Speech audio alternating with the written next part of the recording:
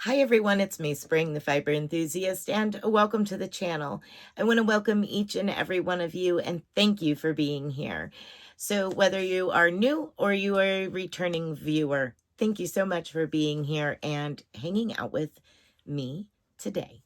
So this is our podcast of the week, and it's basically a go over what I've been up to over the past week. Lots of different things. As always, you never know what I'm going to bring to the table or insert a picture of. So let's go ahead and get right into it. If you're looking for crocheting, needle tatting, knitting, weaving, spinning yarn, processing fiber, working on the Addi knitting machine, and so much more, you've come to the right channel. There's so many different things here. And if you can't find what you're looking for, just ask and I will do my best to help you find it. All right, so let's go right into a crochet. So here is the newest pattern that will be out. I'm sure a lot of you are like, wow, that looks like Granny Stitch. Yes, there's Granny Stitch in there. Actually, there's a little bit of everything in there, it seems like. But when I looked up to see the stitch of the year, it said Granny Stitch. And I'm like, really? It's come around again. So anyway, on the 2025 Granny Stitch, here's the shawl that I decided to design using the Granny Stitch within the shawl and other stitches. So that'll be coming up this coming week. And basically I worked a lot on that this week and I recorded your repeating rows. So your repeating rows. Now this is a very deep shawl. I recorded the repeating rows. And I got all excited and I got it edited and I got it up and I went to edit it in YouTube and I forgot to record the trim, the edging, 2 rows of edging. So therefore, I still have to do that tonight and get it added in somewhere and re-uploaded. Yeah. All right. Yeah, that's basically what I've been working on as far as crocheting, things like that. Spinning, I did spin, well, I plied. This was already 2 separate singles and I plied them together. So we have orange, yellow, green, black, and a little bit of gray in there. Oh my goodness. Lots of color going on there, but lots of fun. Now, last week I did a demonstration on spinning my dog's hair. Inserts picture here. So yeah, there it is. It is spun. It's in a hank and it's hanging out back on one of the 2 dogs that it came from. So that is also going to be incorporated into videos again this week. This hank here of dog hair. There is a little bit of a strand, probably half a yard, of some acrylic blue in there. And that's just tying one end of the dog hair to the other end of the dog hair. So that way I didn't have to cut any away. I could use the whole entire thing. Speaking of dogs, I had a dog dreaming. Here, let me beat him with his hair. All right. So what we're going to do with this coming week, now that it's all plied, it is a 2-ply. I said in my live that I would take it to the next step and do a dye dog hair demonstration. So what I'm going to do with this is just wash it. I'm going to let it soak for a little bit. And then I'm going to dye it with 3 different styles of dye. So I'm going to use the like Wilton's gel, and that's a teal. So I'm going to use the food coloring gel. I'm going to use RIT dye, and this is for wool, cotton, nylon, and more. So I'm going to use it. And then I'm going to use an acid dye. This is Jacquard product, and it is the color raspberry. So we'll do a raspberry, a brown, and a teal all on the one hank and see what looks best, whether it's the RIT dye, the acid dye, or the food coloring. So that is also for this coming week. Look forward to playing with that a little bit more. And I did create a couple pair of earrings. Now, one of these is already on hold. So here's one pair. That one is on hold already. And here is the second pair. Now, those are still available for sale. And I also made this ring. So I'll take it off so that we can see it a little bit better. Maybe.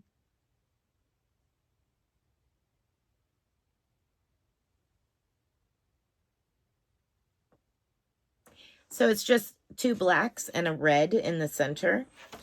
And then I got in the kitchen and I needed to deal with some apples I had in the freezer from our apple trees. We're coming into spring. Our apple trees are going to produce, hopefully, again this year. They usually produce every year, but just in case, I needed to get them out of the freezer and processed. So I made 3 pints of apple butter and 4 quarts of apple sauce. And now it's more applesauce than apple butter because it did not cook down all the way. It's a little bit more runny, but it eats. Applesauce, apple butter, hey, whatever. And next I was asked, I also made soap this past week. So for those of you that don't know, prior to YouTube and even prior to me moving to West Virginia from Florida, I was a soap and lotion and candle maker. And I made and sold. I had a business. I made and sold lots at that point in time. And then when we moved up here, I didn't have anywhere to keep things at proper temperatures. It would either freeze or be too hot. So I had to let that go.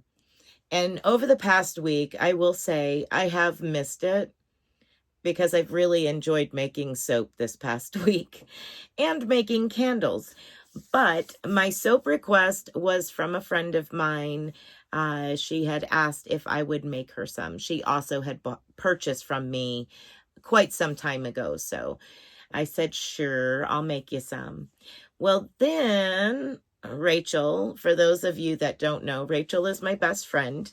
And she had asked, we got talking about woodwick candles. And I said, well, you know, I used to make candles. I can make them if you would like. She said, okay. So I went to Hobby Lobby and I got a package of 4 tins.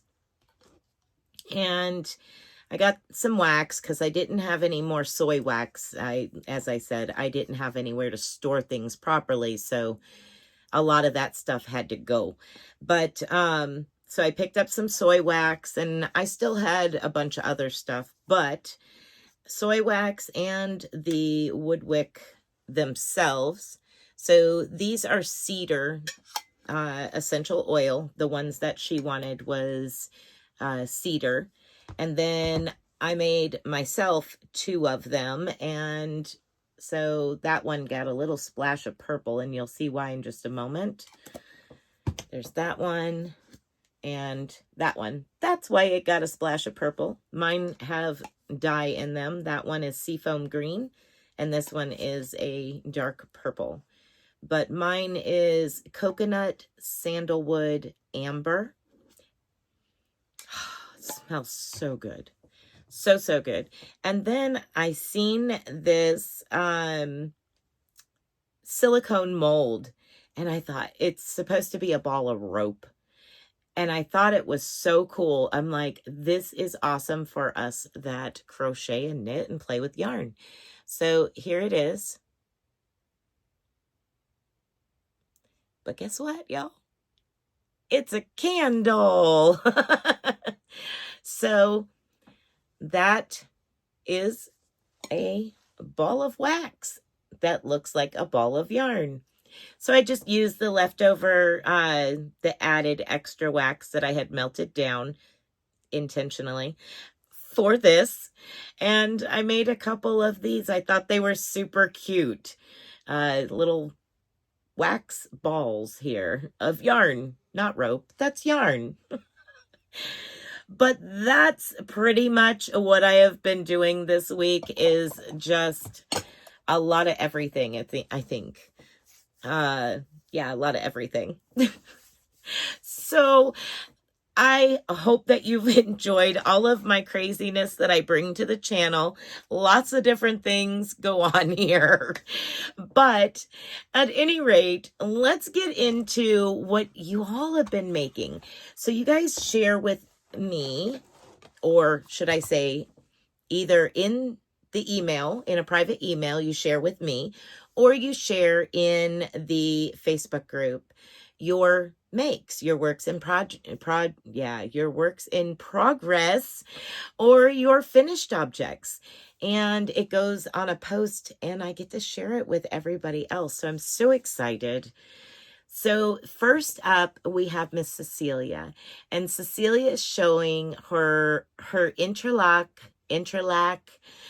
pattern by Juan the Yarn Addict using Big Twist Living Yarn. She's trying to decide if, let me see, trying to decide, do I make it a chair back cover, or do I go on as a blanket? Well, Miss Cecilia, I'm sure either which way, it's going to be amazing. I like it. I think it looks great, just right where it's at. She also shared with us a fiber spider pattern, and it is also using Big Twist Living Yarn. That looks like the log cabin or something like that. I can't remember which one it is. Oh my goodness. You'll have to let me know which one that is. I cannot remember. Okay, so thank you, Cecilia, for sharing that. She also is sharing with us, she got, let's see, she said, Distracted Reality Beanie by Bag O' Day Crochet. Used Premier Basic yarn in red and navy.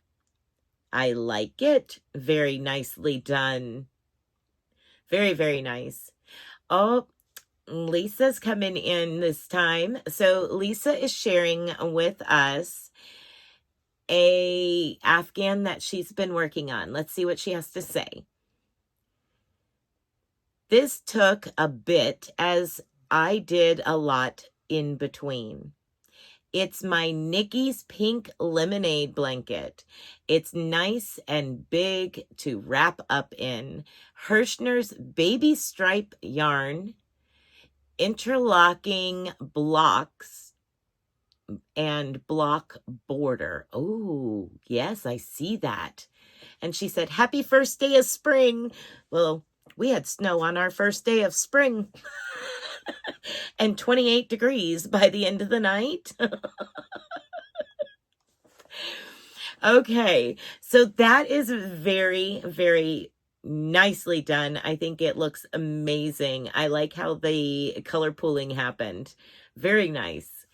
And Lisa is also sharing with us her first boggy blanket for next year, made with yarn donated by Russ at It's Raining Yarn, Hirschner's Worsted 8 Gradient, and Fleck. Nikki and I named it the Pumpkin Patch. It is a rigid star pattern from Hooked by Robin. Very nice. I like that. Great job naming it too, both you and Nikki. So that was our shares for this week. And if I remember to get it in there, I'm going to snag a picture of Sunita's pickle that she made from my own hand spun yarn. And she made it during the live yesterday. So today is Friday for me, and it was yesterday, Thursday night's live spin and chat. So that is it. That is all of the beautiful works from you all, the viewers that shared, and the craziness that I've been up to this week, and a little bit of what we got going on next week. So I look forward to seeing each and every one of you in all of the upcoming videos. Be blessed and be a blessing. Bye for now, everyone.